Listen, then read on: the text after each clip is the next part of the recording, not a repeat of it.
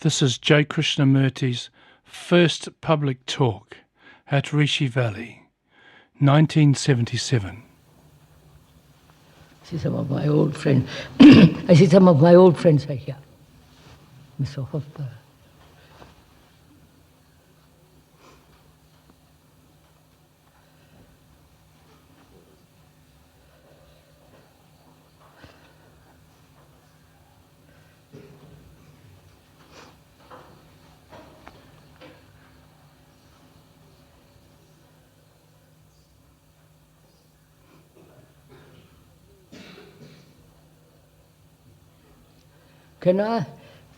Can we, if you will allow me to talk for a little, and then we can discuss the questions or have a dialogue. Shall we do that?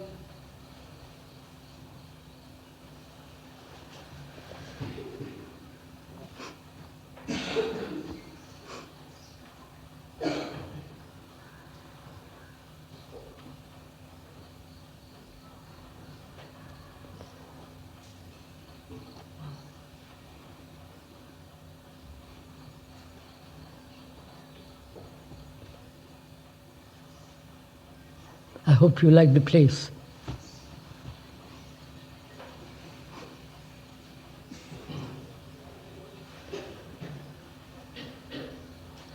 For me, I would like to go into the question, which I think is quite serious.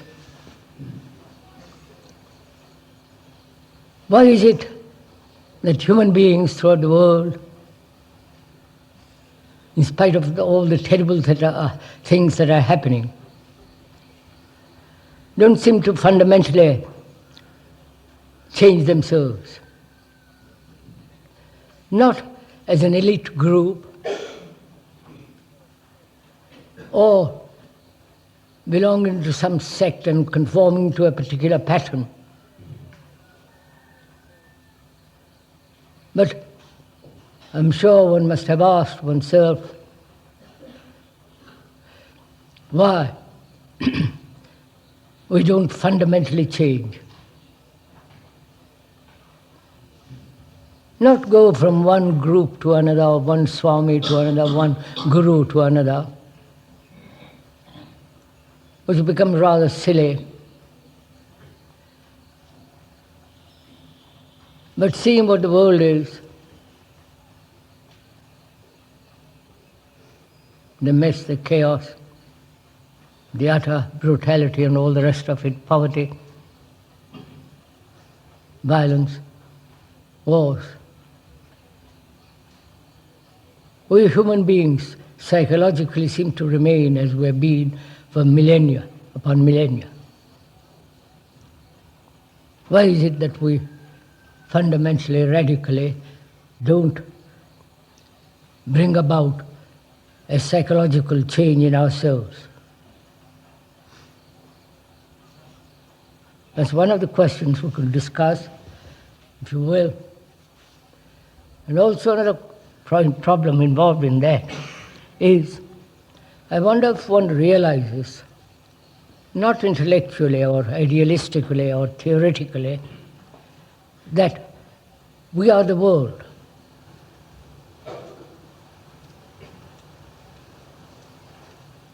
And the world is us.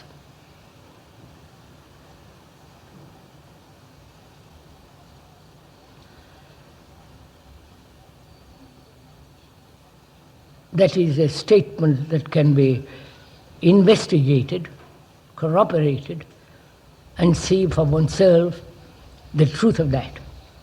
Psychologically, inwardly, wherever one goes, the same problems exist.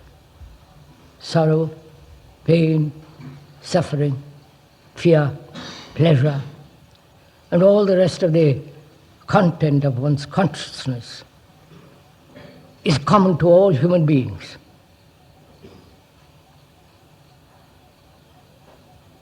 Whether they live in this country or in America or in Europe or in Russia or China or wherever one lives, it is a common factor of all human beings that we all suffer, we all have fears, great deal of uncertainty, loneliness, and with very little love, sorrow, and all that. That's the common factor of every human being in this world. And so, we are the world, and the world is us.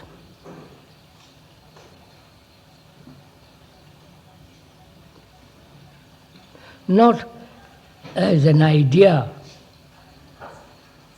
or as a problematical theory or a concept, but as an actual fact. The fact is different from an idea. The word idea comes from Greek and so on, which means to observe. Originally, the meaning of that word, idea, was to observe. And from that, through observation, we make an abstraction of what we have observed. And that abstraction becomes much more real than the fact of observation and that which has been observed. So, when we hear a statement of this kind, that the world is us and we are the world, either one observes it as an actual fact, or through observing that which is a fact, you draw a conclusion, an abstraction, as a conclusion or as an idea, and live with that idea. I hope I'm making myself clear. Or one lives or understands, sees the full significance of this statement. So we ought to, if I may, we ought to go into that rather deeply, if you will. That when we say we are the world and the world is us, all individuality disappears. The individuality as we know it, as we consider, which is that an individual is something separate from the rest of mankind. That one is different from another, psychologically. Though physiologically you may be different, brown, white, or tall, short, black, and so on. So is there an individual? The word individual implies an entity who is not fragmented in himself. The meaning of that word, individual, is indivisible in himself. He's not broken up into various categories and careers, as a businessman, as a doctor, as a professor, teacher, politician, a religious man, and so on. This breaking up of into various categorical divisions is what we are now. And therefore we are not individuals at all. One part may be extraordinarily cultivated, intelligent, alive. The other parts are rather dull, dormant, or totally neglected. So there is no individual in the pure sense of that word, and a human being who is not, who does not live in fragments. And as we do, God and no God, or, they've broken up the whole human structure and nature is to live in departments. And when one goes into this question of we are the world and the world is us, it becomes that one human being is the representative of all humanity.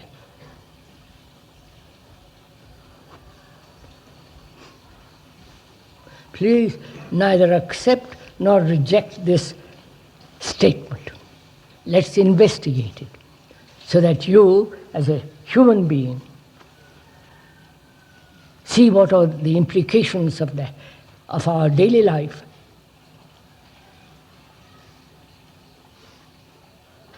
how fragmented they are, and how every human being, wherever he lives, is fragmented. So we are the representatives of this fragmentation of the world.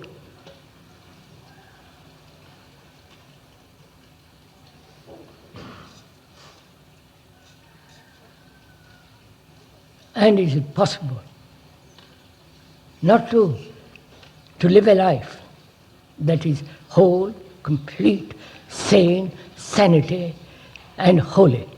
Is that possible?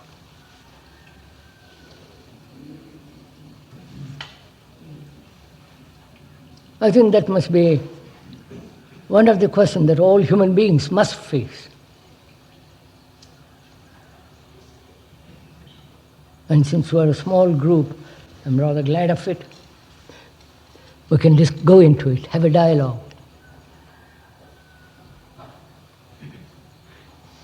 That every human being, you, I, every human being is the representative of all humanity. When that gives you a tremendous sense of width, great vitality, great strength, when you see you are not just a flotsam in a vast ocean of humanity. I don't know if can we discuss that? Can we go into it? And from that, is it possible to bring about a change, not only a change, a transformation, a mutation in the whole of consciousness? Our consciousness being all the things that thought has created. The gods, the fears, the pleasures, the loneliness, the sorrow, all the complexities that thought through millennia has produced, which makes up our consciousness. So there are two things we ought to go into very carefully if you are interested, and I presume you must be interested to have come here. So we are asking first,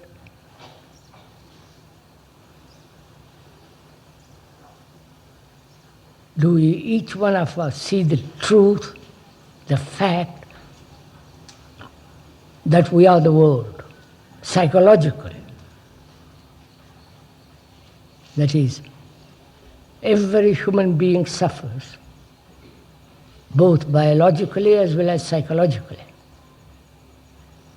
Every human being has fear of various kinds.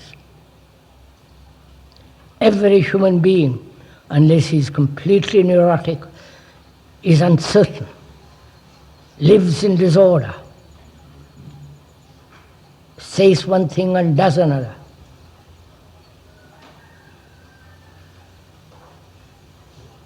Caught up in various beliefs and dogmas. And religion has become merely rituals, tradition, superstition. These are the common factors of all human beings in the world. So you are fundamentally the world, the psychological world.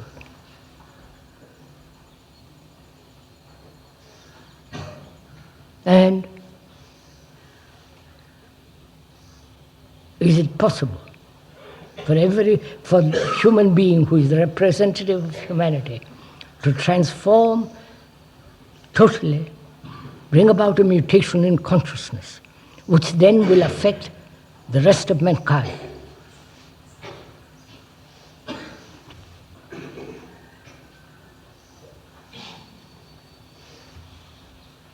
Can we go into that?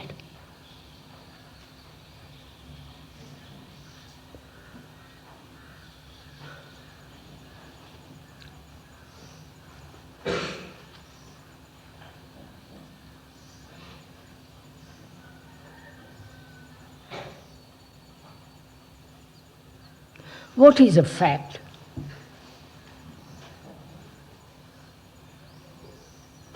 We're not, please let's understand very clearly from the beginning that this small gathering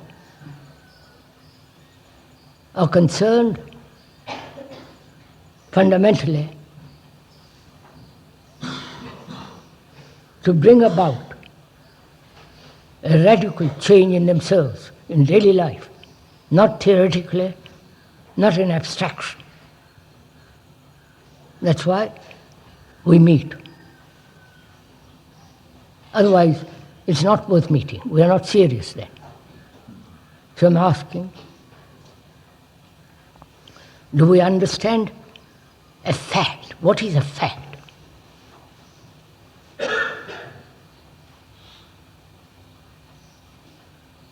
What do you think is a fact?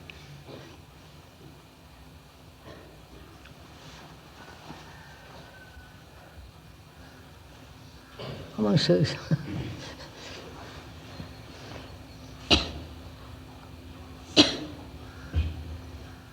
Is a fact that we observe, that which we observe. I observed that tree.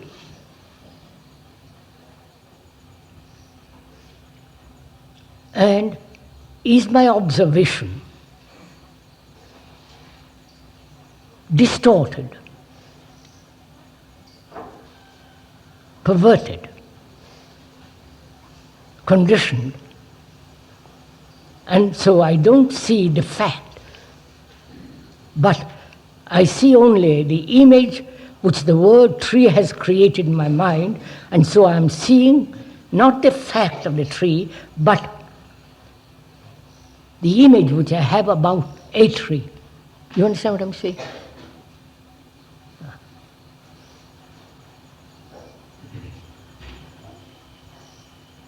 What do you say, sirs?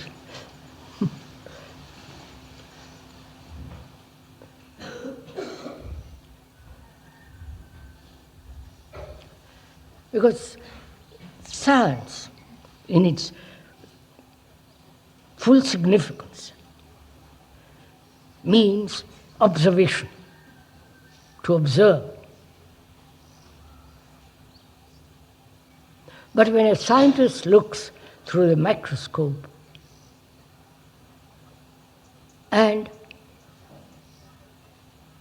if he comes with a certain conclusion and observes that which he is seeing through a microscope, that which he's seeing is distorted because of his conclusion.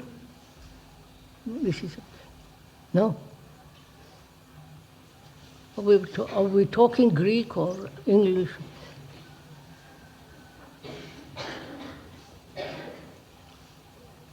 Can we see clearly with anything, the tree, myself, my husband, my wife, my neighbor, observe without any distortion? Then what we see is the fact. in which there is no distortion.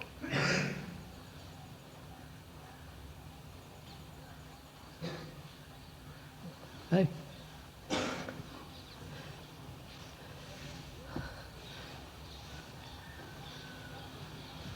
Can I observe the mountain, those hills,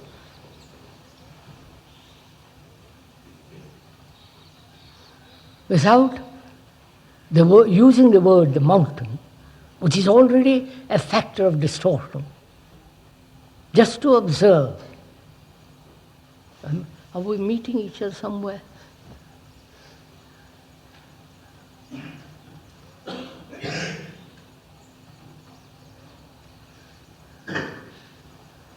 All right, sir. Can you observe the speaker, who is sitting unfortunately on the platform? Can you observe him without the image that you have created about him?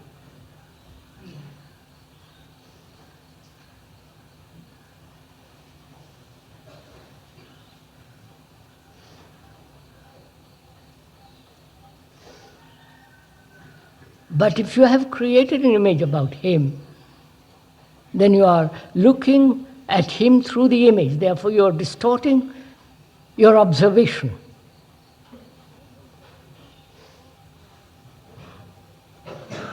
In the same way, can you observe a human being, another, without that image which is the factor of distortion? Therefore, observe very clearly.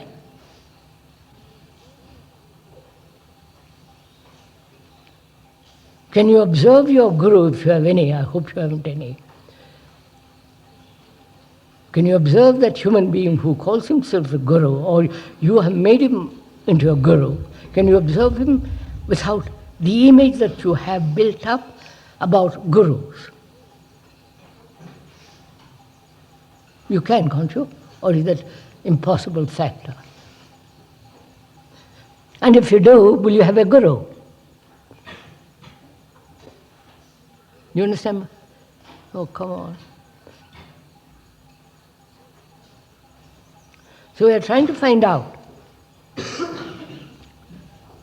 because it's very important in one's life to deal with facts and not with theories, not with ideas, not with suppositions or theories, but deal with facts only. If I have cancer, that's a fact, because I have consulted several doctors, surgeons. Unless they're crazy, they tell me you've got cancer after examination by a scope, all the rest of it. And that's a fact. Can I observe that fact without fear?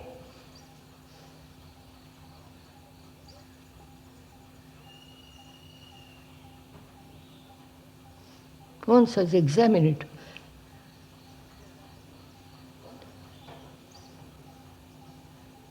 So are we, in our talks and discussions and dialogues, dealing with ideas, theories, conclusions, and not concerned with our daily, everyday life? Which is it we are doing? Come on, so you must, this is a simple, which is it we are doing? Are we concerned with ideas, conclusions, abstractions, or with our daily life, which is so complex, with our daily misery, travail, anxiety, loneliness? If we are, then we can do something about it, actually. I can do something. If the doctor or the surgeon tells me I have cancer, I can postpone it or discuss it, whether it's important, whether it can be done immediately, face the whole sequence of it in order. If I am dealing with abstractions,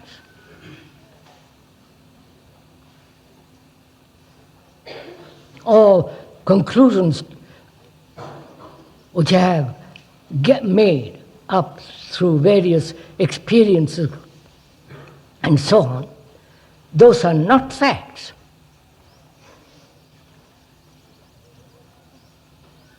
So when you are dealing with abstractions, you can play all kinds of tricks. Whereas if you're dealing with daily facts, daily suffering, daily anxiety, loneliness, bitterness, anger, hatred, the innumerable things that we have to face in daily life, then we can deal with them. And I'm afraid in India, more so than in other parts of the world, we are, not we, I exclude myself out of that. They live in a world of suppositions, beliefs, superstitions, theories. So they never inquire into their whole nature, structure, being.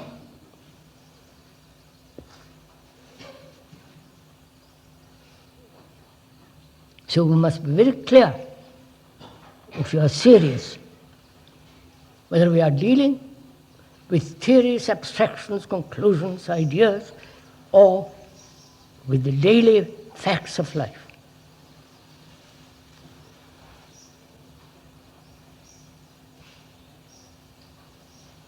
Which is it we are doing, sirs and ladies, if I may ask?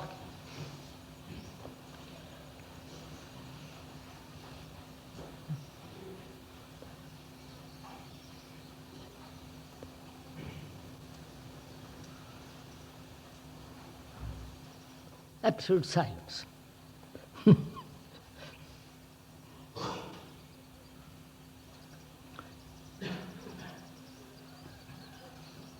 But if you want to discuss about God, I'm sure you'll all sit up and take notice. And if you want to discuss about Advaita or whatever this stuff you call, and you'll all sit up and play with it. Argue back and forth. But if you're dealing with daily fact, you all become silent.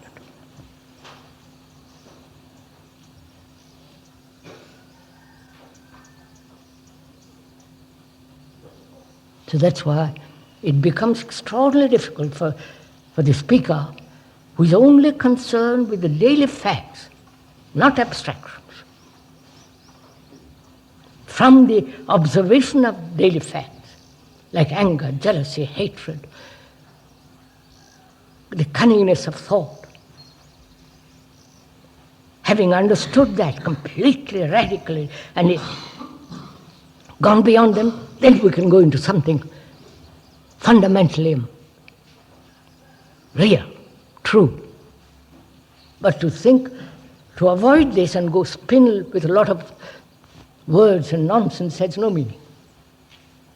So please, let's be clear between ourselves what it is you're doing, you and the speaker.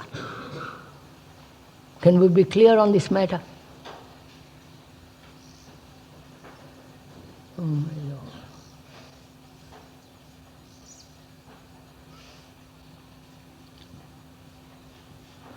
What, sirs?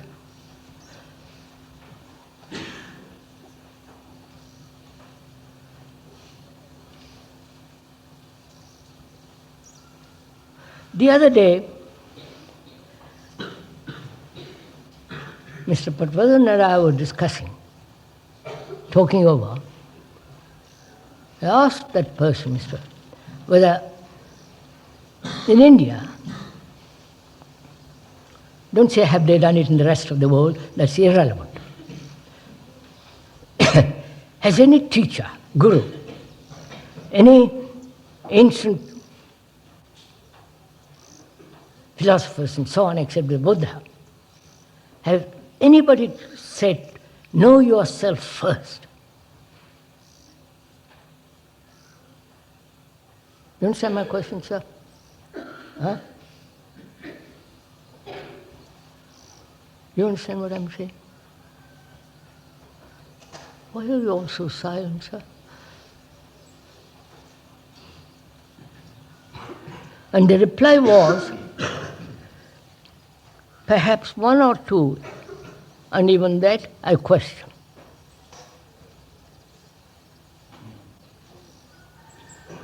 So don't you see, how can we go very further or deeply if we don't know ourselves?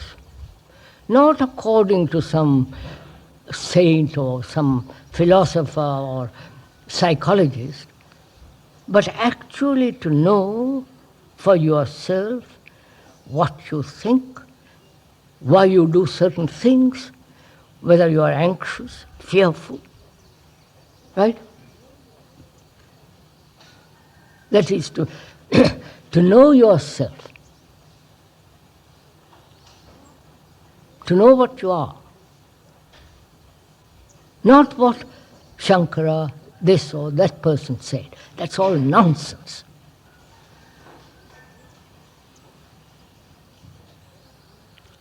But to know yourself means you have to observe.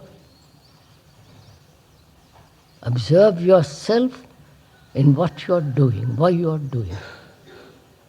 Which doesn't become egocentric activity, but it does become egocentric activity when in observation you try to change, move, alter the facts according to your like and dislike. Then becomes utterly meaningless and selfish. Can we go on? I'm going on. You understand what I'm saying? That's why I think it's very important from the beginning to find out what it means to observe.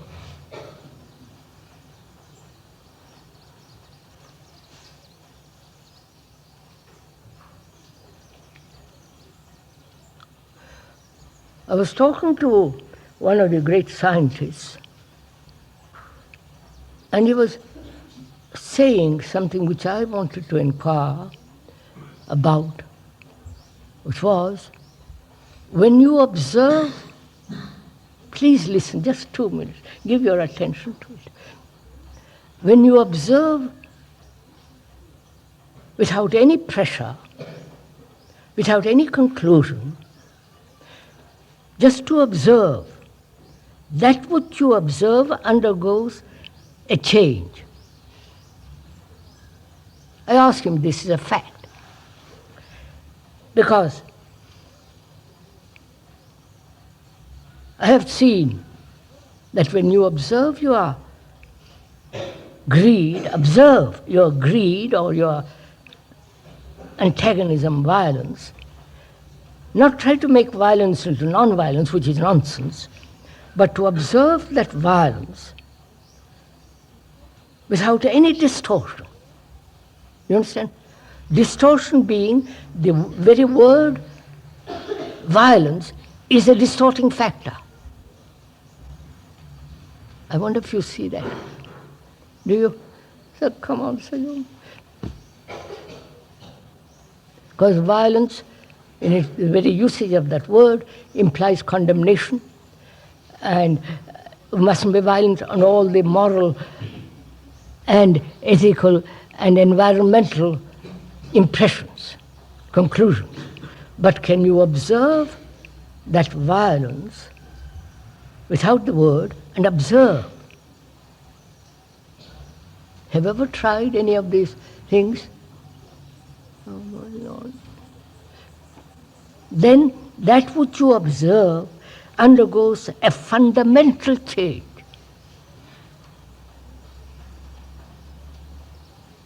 So I asked the scientist, I said, tell me.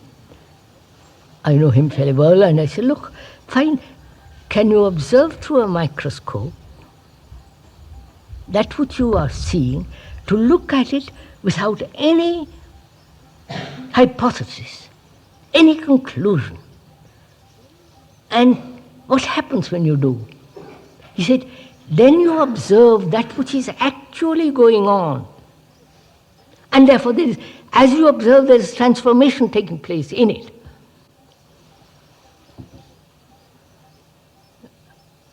Right, doctor?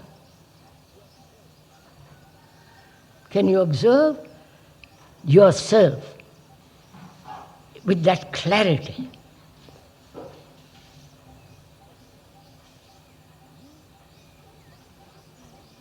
Because you are fundamentally the world. And the world is you. So if there is in that observation a total mutation, then your whole consciousness, with all its content, can transform itself, and therefore that which is transformed affects the whole of mankind. Right?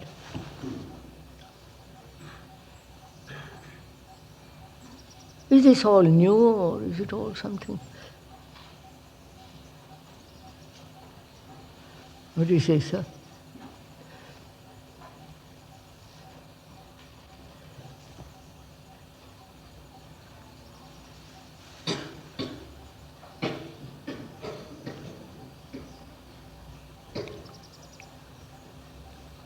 Psychologically, mankind has not changed very much.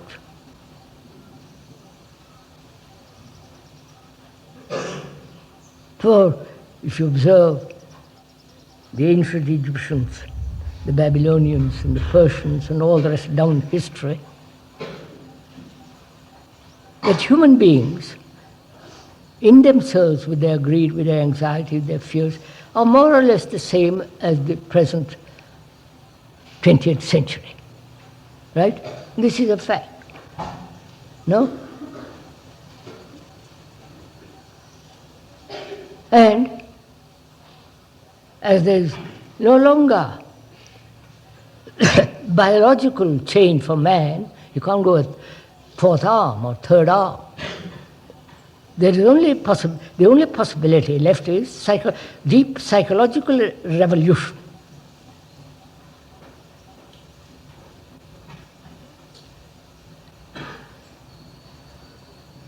Not evolution. Evolution implies time, gradual growth.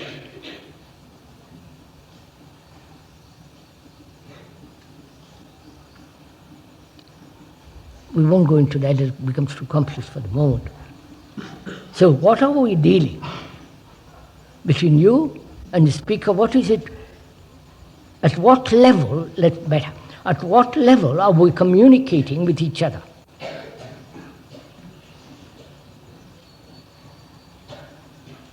Are we communicating at the verbal level? Because you and I happen to understand English.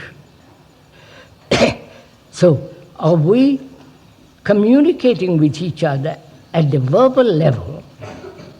Please listen to it. Or at the intellectual level?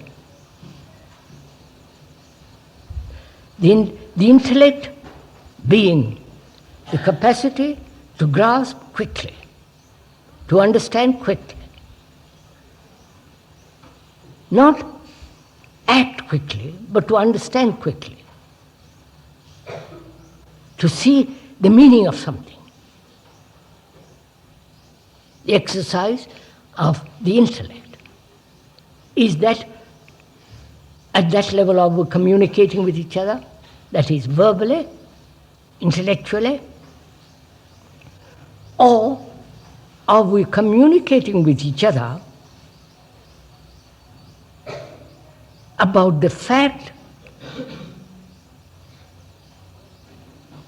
that one is greedy, anxious, fearful, lonely, sorrow-ridden, and facing that and communicating at that level with each other? What is it we are doing? Gee Willikins, come on, sirs.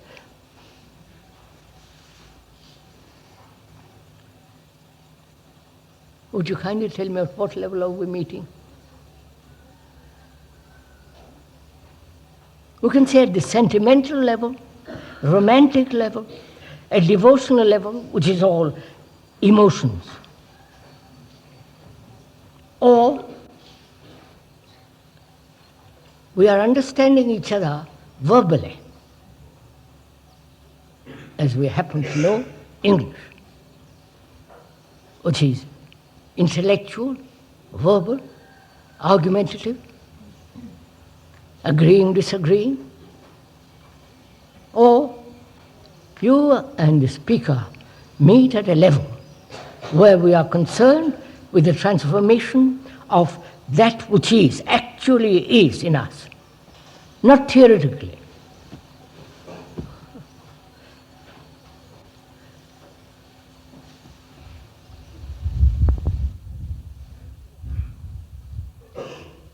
I think one has a right to ask this.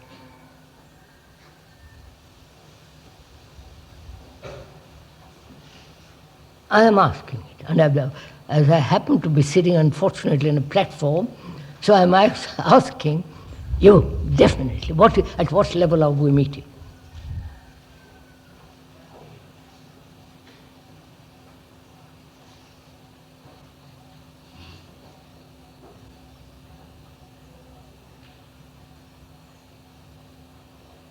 Or are you meeting because you happen to have one guru, and you are become his unfortunate follower, and you are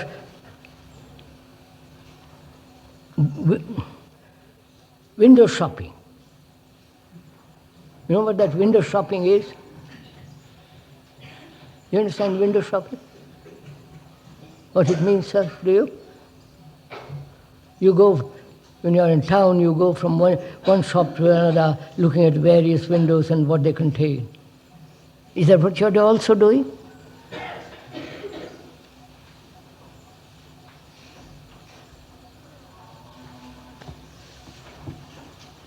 If you're not very clear, how can we meet each other? You understand my question, sir?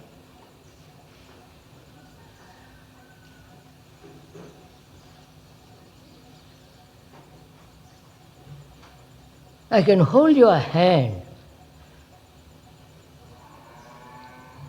but if you haven't got the same feeling, I can hold your hand, it'll be nothing, right?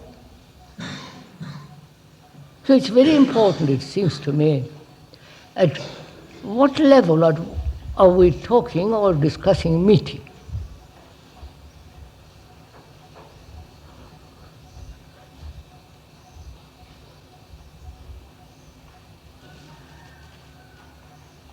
What do you say, sirs?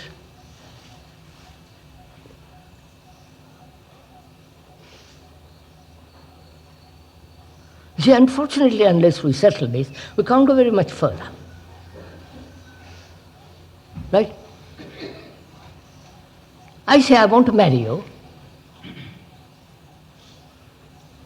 And you say to me, at what level? Why do you want to marry me?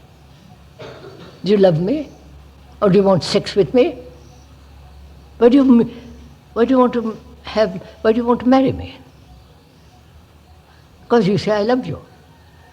Which means you also must love you. Right? Right, sirs? Then there is a meeting. So, for God's sake, wake up. There's some kind of meeting there. If you go to a guru, apparently you people have gurus, you go there for a very definite purpose. You expect something from the poor chap, probably which he hasn't got, but pretends or thinks he had, and so he meets you. Because you want to be deceived, and he's deceiving, and you play the game. But if you want to meet somebody, say, look, I don't want to meet you unless you and I are prepared to go into ourselves and find out facts. Not theories. Then there is a possibility for us meeting together, going into it deeply, seriously, earnestly, and all the rest of it. Sir, is it very important to express? Huh? Is it very important to express? Supposing I am communicating. Is it very important to put into words, to express?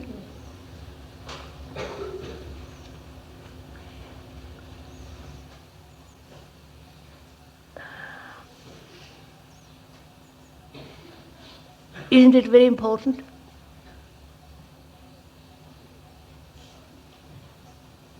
I can say this is blue. I may be deceived because I'm colorblind and say this is blue. And you say, please, it's not blue, it's red or pink or whatever it is.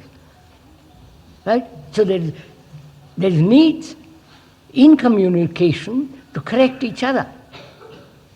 That's one fact. And also communication verbally is necessary because I may give to one word a different meaning, you another meaning.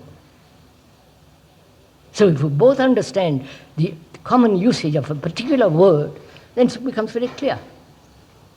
But if I don't speak at all, and you don't speak, and we can imagine all kinds of fanciful things, can't we?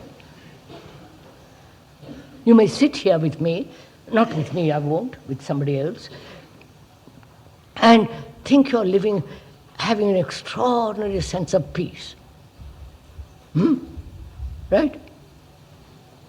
That may not be, that's merely an escape from daily noise. Right? So one must express what one thinks clearly and see the limitation of expression, limitation of reason, limitation of thought, and then we can communicate totally at a different level, if you are at the same level.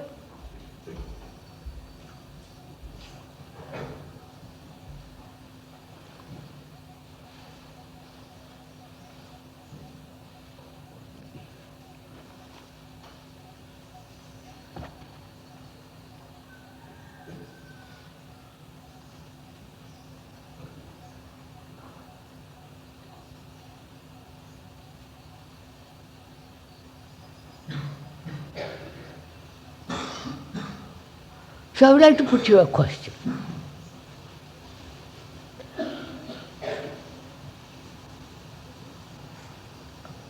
Do you know? No, that have you, can you find out, not quote somebody, what is the origin of thinking?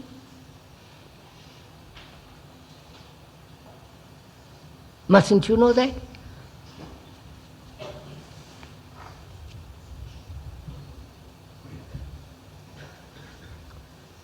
What do you think is the origin of thinking? The beginning of thought. Say, for instance, you can observe, if you're at all sensitive, want to find out, you can observe the beginning of anger, can't you? That's fairly simple, isn't it? You call me a fool. I can see the thing coming out. Can't you? That's a long chain, sir. Huh? That's a long chain. If we go deeply into that thinking, I get anger. No, you are missing my point, please, Mara. You can observe the arising of anger. That's all I'm talking, not the cause and the future of anger, how to get rid of, nothing of that kind. Please, this is the importance of communication. You have already gone ahead without understanding what I want to say. Which is, you can observe very clearly the arising of anger. Right? Right, sir? Now, can you observe equally clearly the arising of thought? From what source, from what is the bed, what is the matrix, what is the ground from which this thing grows?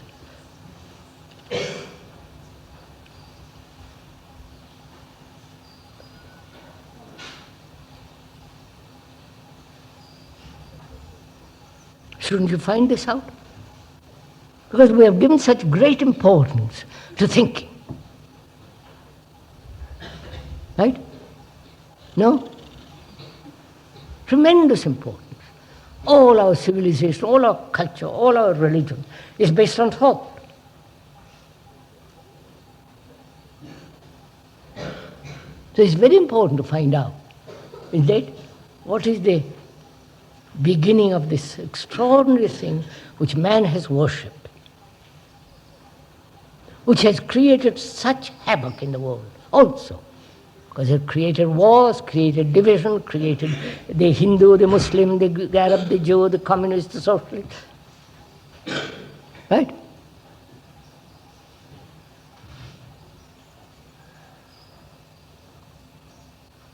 Don't you want to know?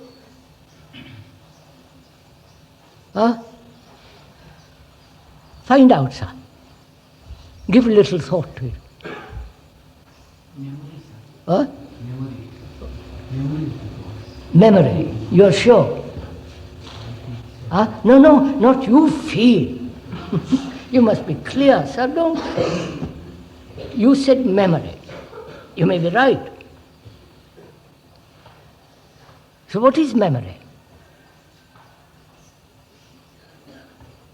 Are you repeating something you've heard? Or is it your original discovery? Thought arises from memory. Which is it, sir?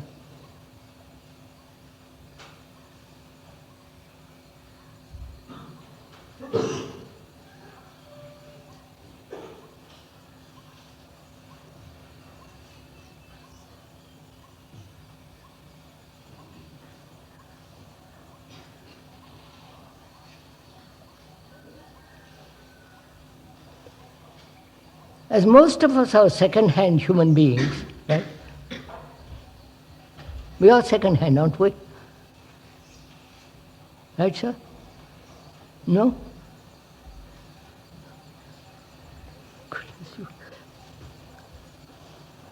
When a gentleman says memory, he's either repeating what he has heard, which makes him second-hand, obviously.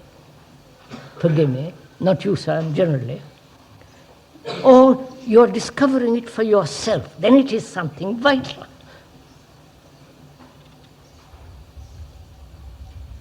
Then from there you can move, then it becomes like a tremendous stream of water.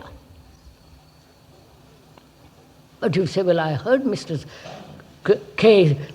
talk about memory, and I repeated. You're just like a machine repeating.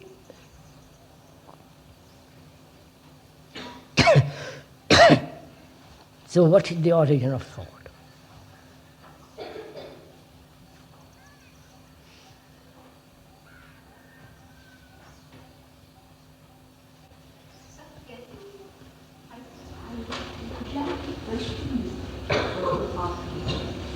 Can you ever observe origin?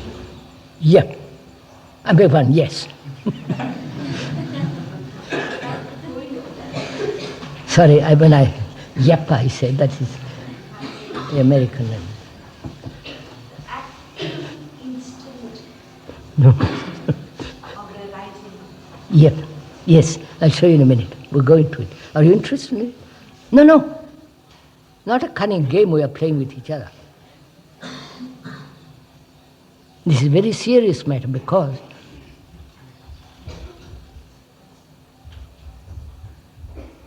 if one understands sees the fact how thought arises, then you will see for yourself that everything that thought has created, whether the gods, virtues, everything thought has created is fragmentary. Therefore, that which thought has created and made a mess of, thought cannot solve it. This is right? I don't know if you understand all this.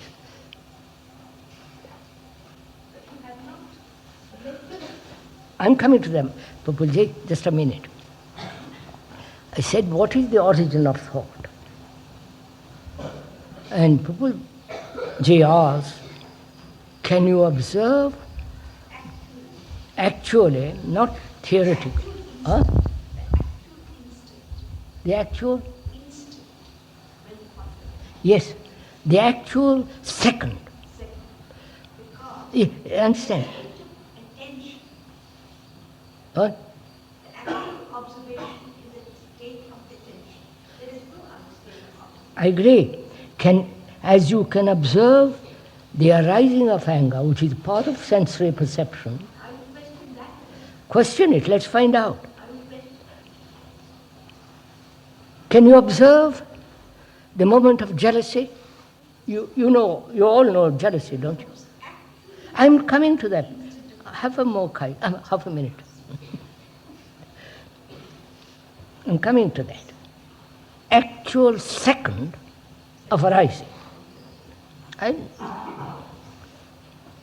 Can you observe jealousy, the actual second of arising?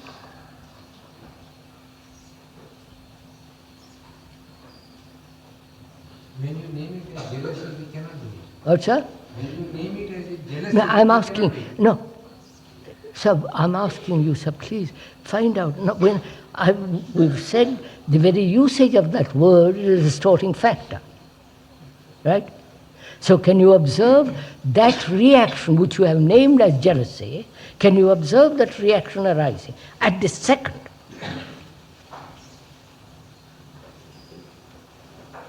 If I can observe the rising of jealousy, then I can Can you observe, not if?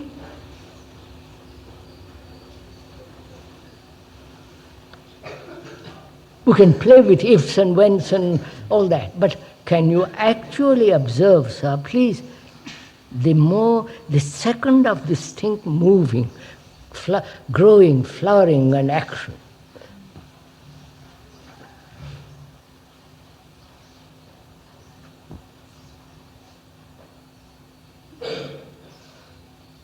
Huh? Huh? At that time, I can't. Huh? I can't observe that time.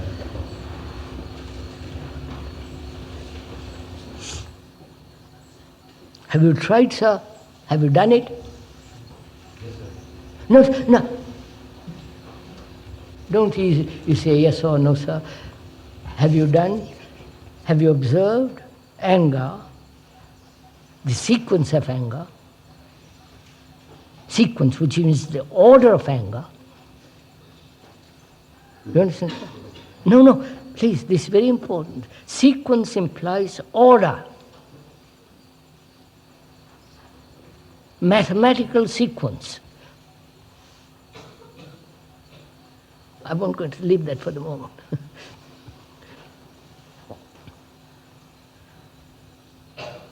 I say you can observe the very second of arising of thought. You say what you like. that implies that in the same instant there is both attention and the arising of Both what? What's the first word? there would be attention and the arising of thought in the same instant. No, I won't use the word attention. Observation. No, I won't even use observation. Now that's why I want to go slowly into it, if you don't mind, which is, there is an you and I, that's what's the difficulty. You and I must understand the meaning of the word awareness first. Not attention, concentration. Please, I want to go into this because you may be miles ahead of me, and I'm a slow person, so I must go behind you slowly.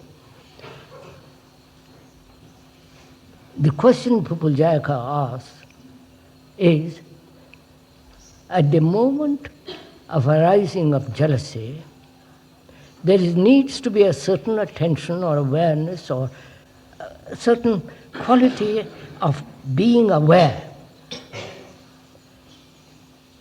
In that awareness, please listen carefully, in that awareness is there the movement of anger at all. You understand, sir? You understand? If I am aware, I can't be angry. Yes. That's the point, sir. Yes, sir. It's only when I'm not aware I get irritated. I get angry, I get all kinds of things.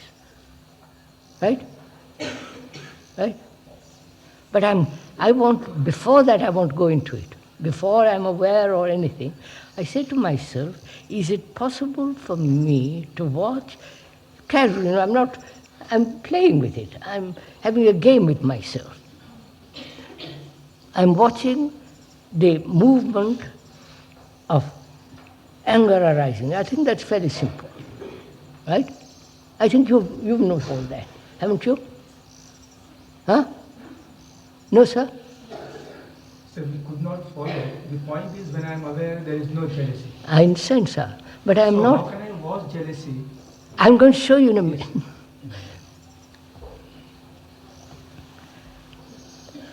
You're not aware, therefore you're angry. But I want to find out,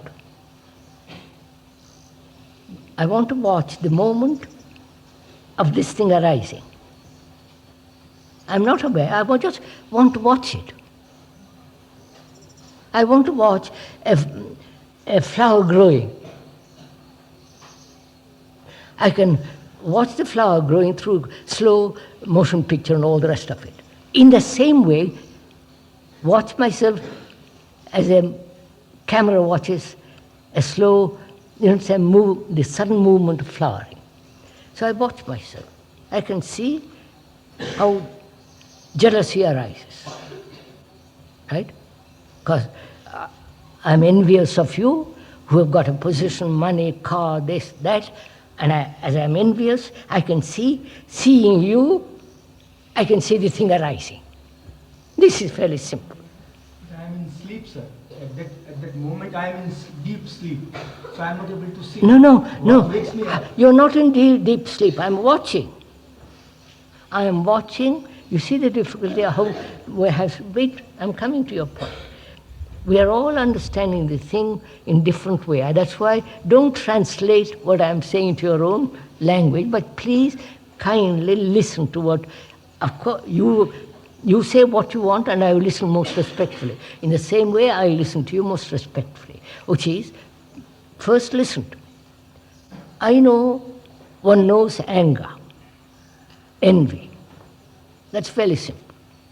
And I say, how does envy arise? Envy arises through comparison, right? I envy you because you have got car, position, power, money, social state, you're a great man, and I'm a poor little chap, and I want to achieve that. Comparing, and I say, what is the state of mind? If I don't compare, is there jealousy? No. Don't say yes or no, find out. Because all our education, all our social structure, all our religious, everything is based on envy. No? I want to be like my guru. I want to understand nirvana or some silly rot. So I'm comparing. It's educated from childhood till we die, compare. So I say comparison is the beginning of envy. So, is there an ending of comparison? Not theoretically, ending. Can the mind stop totally from comparing? Now, I've reached that state. I say I've stopped it. I don't compare. But you say something to me about being angry or something, and I can watch it very quietly, the thing coming. I'm not controlling it. I'm not saying it's right. I can see it coming. Right? Now, in the same way, I asked you a question. Can you observe at the instant when thought arises?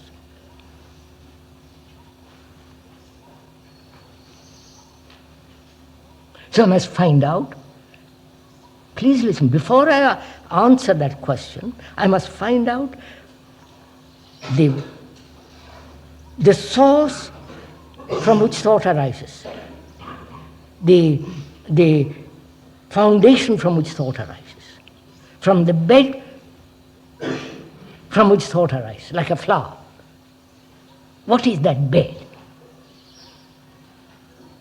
I don't know. Please follow. I am talking. You are not listening to your own thinking. I am asking you, if you don't mind, what is the bed, the earth from which it grows? Unless you answer that, you won't be able to find out the other.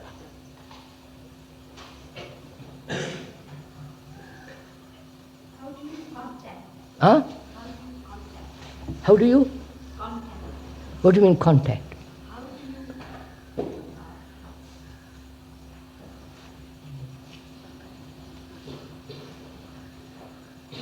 you say it is necessary to get a feeling of this earth and hot springs? What is the soil from which thought arises? That's what makes it very simple. So I can't ask myself that question because when I feel anger rising, I'm swept away by it. Yes, but you are swept away, you are carried away, but before, I'm always at one step behind myself. you're always one step behind yourself when you are angry or when you are envious. But I have slowed down all my process of thinking, all my process of reaction. There is an interval between the saying and my reaction. You follow? There's an interval. When you call me a fool, I listen. And I don't react instantly. So there is an interval between the statement and my reaction to it. You can observe this, you can do that yourself. No, I won't move away from this fact, which is what is the bed, the rock, the source, the soil from which thought arises. Gosh, Sir, sometimes it seems. Huh? Sometimes it seems to me that it is an ego, a center from which. No. Ego, the center, is put by thought. Yeah, that I want to tell you. That sometimes it seems to me that thoughts come out of an ego. But I think that these are the thoughts which are put together a thing like ego. So what is the ego? The me, and also the super me, the higher, whatever that is, the Atman, super Atman, you can go on climbing the ladder. What is that? How is it put together? Come on, so this is very simple. By thought.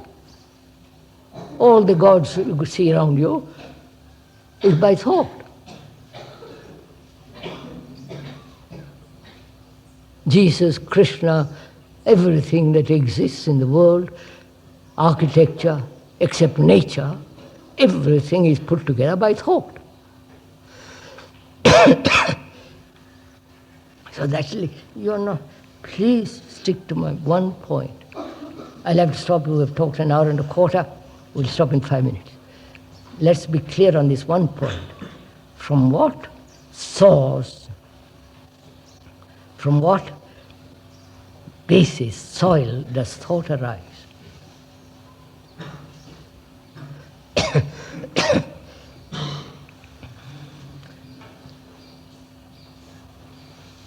May I go into it? No, meet me. I talk and you listen and go off somewhere else, but we are both of us sharing the thing which we are talking about. The brain registers, right? This is an actual fact, like that Nagra machine is now registering on a tape all that's being said. Our brain acts along the same way, right? It's registering incidents, accidents, experiences, all that is registered. From that arises thought. Right? If you don't register, there is no thought.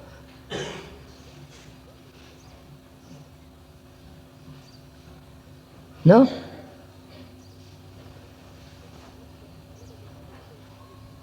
If this goes wrong, there is no registration then.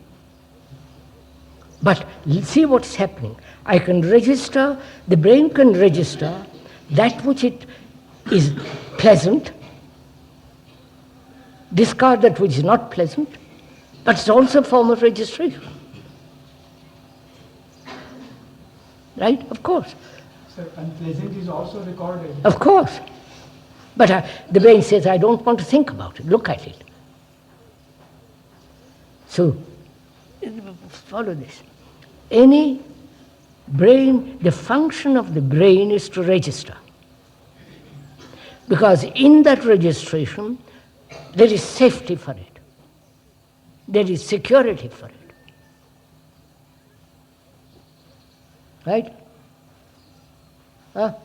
Believe, right? Now please listen to what I'm saying. Which is, so the brain is registering so as to be secure. Otherwise it can't drive a car. It would be most insecure to drive a car, not having registered how to drive a car. Right? So it can register and live in an illusion thinking that's real, which most Hindus do. Right? All the gods are just an invention, illusion, superstition, and live that. Because in that there is also security. No? So, thought arises where there is registration.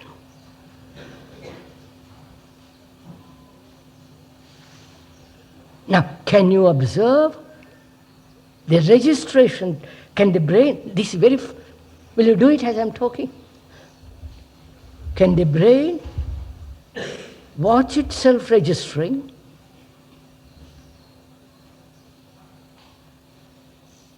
Are you following all this?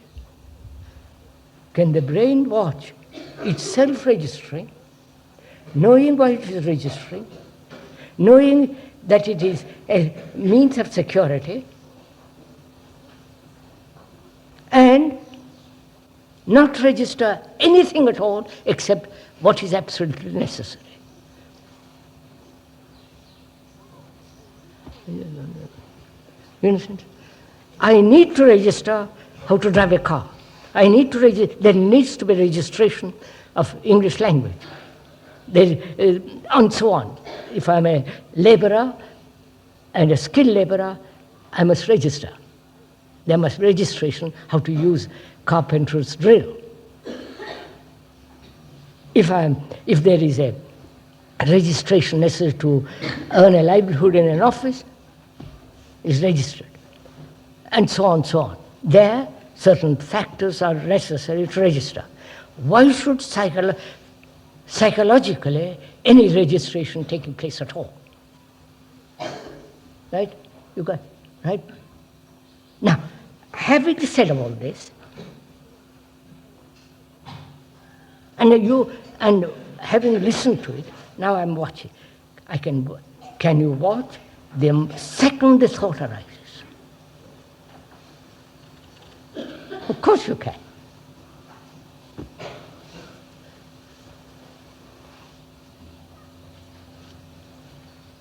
I don't see that.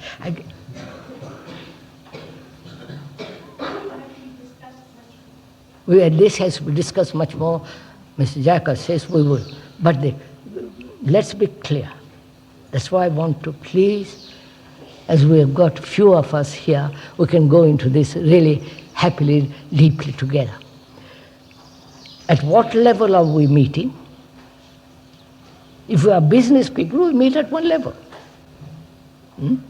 We both of us know we are cheating each other, we are trying to exploit each other, we're trying to go, etc. But if two people are artists, they know at what level they are meeting. They can discuss painting, this and that. Or two gurus and their disciple meeting. My guru is better than your guru. We can fight it out, right? So we must be very clear at where we are meeting. And why we are meeting. If you come wanting something, gaining something, this becomes a business. Right? Right? Right, madam? I go to my guru because I want something from him. Therefore, my relationship with him is entirely different. Right? If I come to you and say, look, let's talk it over. Let's have a dialogue, because two friends meeting and saying, let's go into this thing, then it's quite a different meeting. Right, sir? So let's be clear what it is we are doing first, and then it becomes factual, you follow, sir? Not theoretical. Then it's like a surgeon operating actually on something. We can't operate theoretically. Right?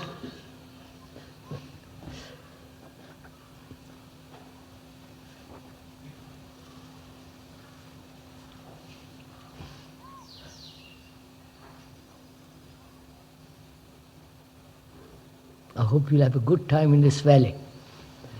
A beautiful valley.